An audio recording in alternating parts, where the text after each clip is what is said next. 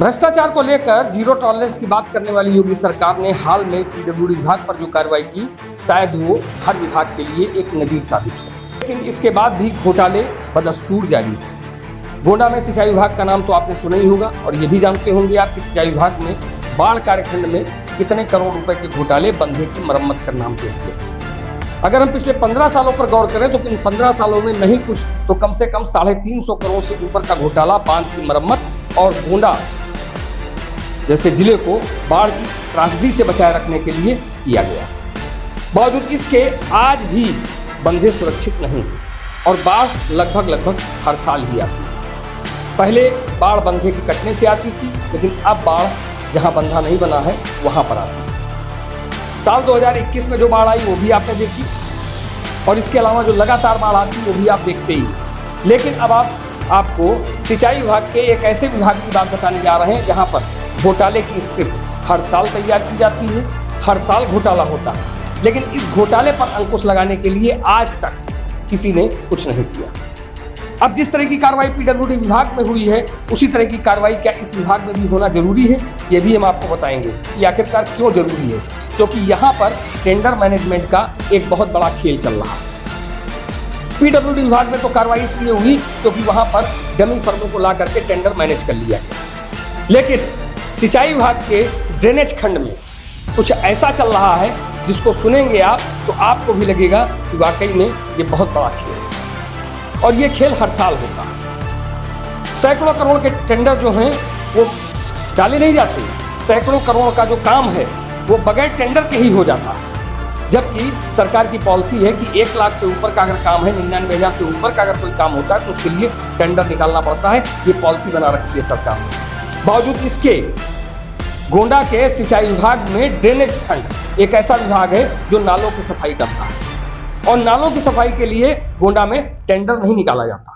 ये काम अंदर ही अंदर हो जाता है और उसका पैसा भी अंदर ही अंदर चला जाता है ठेकेदार को, और ठेकेदार के मार्फत विभाग के उन लोगों को जो इस काम में पूरी सहभागिता अपनी दर्शाते हैं। गोंडा में अगर हम बात करें तो 180 के करीब नाले हैं जिनकी हर साल सफाई होती है, ताकि चाहे ग्रामीण इलाके हों या फिर शहरी इलाके हों, उन सबको जो जल भराव की आपदा है उससे निजात दिलाई जा सके और वहाँ पर पानी का भराव ना हो और पानी सीधे, अगर बरसात का पानी आता है तो सीधे बाहर भी हो जाए। आज से ठीक 2 साल पहले 3 साल पहले आपने देखा होगा कि गोंडा के ही शहरी इलाके में ही ये जो आपका रतपुर के सामने वाला पूरा इलाका पड़ता है वो पूरा का पूरा पानी में डूब गया और डूबा इसलिए था क्योंकि जो नाला था वो चौक हो गया। 18 नाले अकेले गोंडा शहर के अंदर पड़ते, वो सारे नाले चौक हो गए थे, जिसकी वजह से जो पानी था बरसात का वो पूरा का पूरा पानी जो था वो उस इलाके में घुस गया क्योंकि उसकी सफाई नहीं हुई थी। और केवल ये एक इलाका ऐसा नहीं है, कई जगहों पर ऐसा हुआ। बालपुर में भी आपने देखा होगा कि 3 साल पहले 4 साल पहले बालपुर में किस तरह से पानी भरा था, क्योंकि ये पहला ऐसा लोग दृश्य देखते हैं जब इस तरह की बाढ़ आती है और इस तरह की स्थितियां पैदा होती हैं। और ये स्थितियां इसलिए पैदा होती हैं क्योंकि समय पर नालों की सफाई नहीं होती। गोंडा में 180 के करीब नाले हैं और उन नालों में केवल 12 ऐसे नाले हैं जिनका टेंडर निकाला गया। बाकी 168 नालों को लेकर के कोई स्ट्रेटजी नहीं है, कोई वो नहीं है। काम सब जगह चल रहा है और उन कामों का पैसा भी भुगतान कर दिया जाएगा अंदर खाने और कोई जान नहीं पाएगा, किसी को कानो कान भनक तक नहीं लगेगी।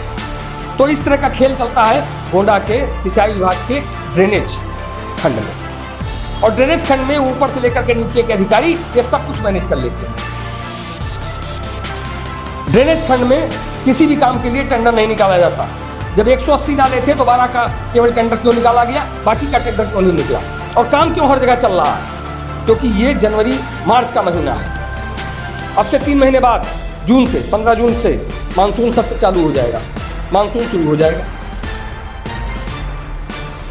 और जब मानसून शुरू हो जाएगा तो उस समय जब बरसात होगी तो उसका पानी पास होने के लिए रास्ता चाहिए और रास्ते के लिए नालों की सफाई होना बेहद जरूरी है। और नालों की सफाई अंदर ही अंदर हो भी रही है, वो भी बगैर टेंडर। अब आप खुद सोच सकते होंगे कि घोटाले की स्क्रिप्ट अधिकारी कैसे तैयार करते हैं और कुछ एक ऐसे लोग हैं जो इस पूरे खेल को मैनेज करते हैं। और केवल 1 साल ही नहीं, साल दर साल ये खेल चलता रहता है और घोटाले की फाइल दिनों दिन लंबी होती रहती है। सिंचाई विभाग में बाढ़ कार्यखंड में जो घोटाला हुआ वो तो सबने देखा, लेकिन जो ड्रेनेज विभाग के अंदर घोटाला चल रहा है उसको कौन देख रहा है?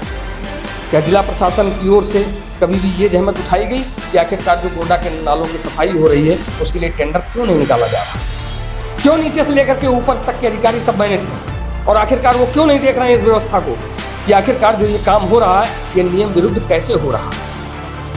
तो फिलहाल जागने की जरूरत है, जागरूक होने की जरूरत है और ये देखने की जरूरत है कि आखिरकार ये घोटाला हो क्यों रहा है और इसका खामियाजा आखिरकार भुगतना किसको पड़ेगा।